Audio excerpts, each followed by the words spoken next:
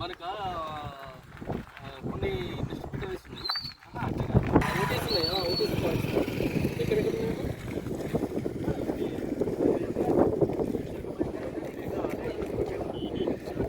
చేయలే జరుగుతుంది.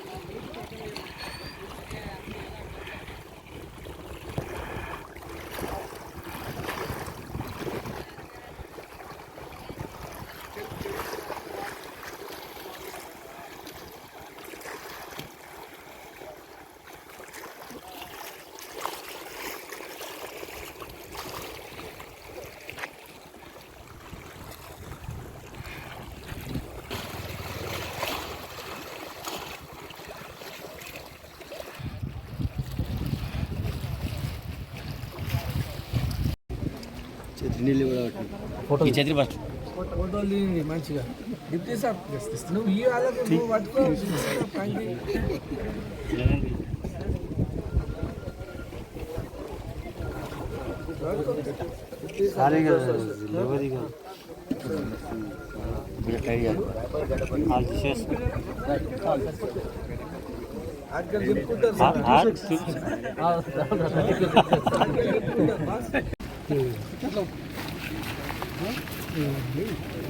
మనకు తెలంగాణ రాష్ట్రం యావత్తు ఈ తుఫాను వలన ఎన్నో జిల్లాలు వరదకు గురవడం జరిగింది. దాంతోపాటు జనజీవనం అస్తవ్యస్తం కావడం జరిగింది. ఇది మన దురదృష్టకరం. ఇక్కడ ఖమ్మం కానీ, నల్గొండ కానీ, సూర్యాపేట కానీ, వరంగల్ కానీ అక్కడ చాలా వరదలు రావడం జరిగింది, బీభత్సం జరిగింది. కాకపోతే ఇక్కడ మన మెదక్ సంగారెడ్డి జిల్లాలో మటుకు ఇంకా వర్షపాతం కంపారిటివ్లీ తెలంగాణ రాష్ట్రంలోనే తక్కువగా ఉంది. మనకి ఇంకా చాలా చెరువులు కూడా ఇంకా నిండలేనటువంటి పరిస్థితి. ఈరోజు మన అదృష్టం ఆలస్యమైనా కూడా నల్లవాగు భగవంతుని దయ వల్ల నల్లవాగు కూడా నిండడం ఫుల్ లెవెల్కి వచ్చేసింది, అలుగుబాగుతూ ఉంది. కాకపోతే దీంట్లో చాలా ఇంకా దీని కెపాసిటీ ఏదైతే ఉందో తగ్గింది. ఎందుకంటే చాలా సిల్ట్ పేరుకుపోయింది ఇక్కడ. వాళ్ళ రిపోర్ట్ ప్రకారం చాలా ఒక 20% 25% సిల్ట్ పోవడం వల్ల నీటి కెపాసిటీ కూడా నల్లవాగుది తగ్గింది. కానీ ఈరోజు మనం ఎందుకంటే ఓవర్ఫ్లో అయ్యి అలుగు మారుతూ ఉంది. ఇంకా కొన్ని చెరువులు కల్లేరు మండలం చెరువులు ఇంకా నిండలేదు. కాబట్టి మనం ముఖ్యంగా రైట్ కెనాల్ వదిలి అన్ని చెరువులు ఏవైతే నిండలేదో అన్ని చెరువులు కూడా నింపడం జరుగుతూ ఉంది. ఇంకా వర్షం కంటిన్యూ అవుతూ ఉంది. కాకపోతే ఫుల్ ట్యాంక్ లెవెల్ ఏదైతే నల్లవాగుది ఉందో దాన్ని మెయింటైన్ చేసుకుంటూ ఎక్స్ట్రా నీళ్ళు ఏవైతే ఉన్నాయో ఆ నీళ్లతోనే చెరువులు నింపుకునే విధంగా మేమందరము ఇంజనీర్లు అందరూ ప్రయత్నం చేయమని చెప్పేసి ఆదేశాలు ఇవ్వడం జరిగింది. కొంతమంది రైతులు సార్ మాకు లెఫ్ట్ కెనాల్లో కూడా ఉన్నాయి, ఒక చెరువు 2 చెరువులు ఏమున్నాయి లెఫ్ట్ కెనాల్, అయినా లెఫ్ట్ కెనాల్ రైతులు అడిగితే కూడా కొంచెం తక్కువగా ఇవ్వమని చెప్పడం జరిగింది.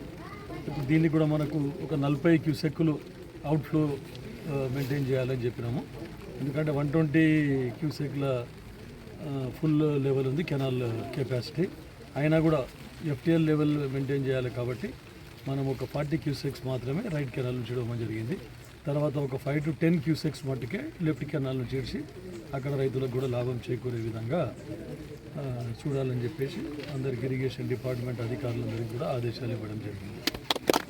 సంతోషకరం ఏంటంటే మనకి ఎక్కడ కూడా ఇంకా ఫ్లడ్ డ్యామేజెస్ ఎక్కడ కూడా మనకు రాలేదు. కాకపోతే అక్కడక్కడ కొన్ని చోట్ల ఈ పత్తి పంట అటువంటి నష్టానికి గురైనాయి. ఎక్కువ నీళ్లు నిలబడే రేగడి భూములలో పత్తి పంటకు మాత్రం నష్టం వాటిల్లింది. దాన్ని వ్యవసాయ అధికారులకు రెవెన్యూ అధికారులకు కూడా వారికి ఎస్టిమేట్ చేయడం అని చెప్పడం జరిగింది.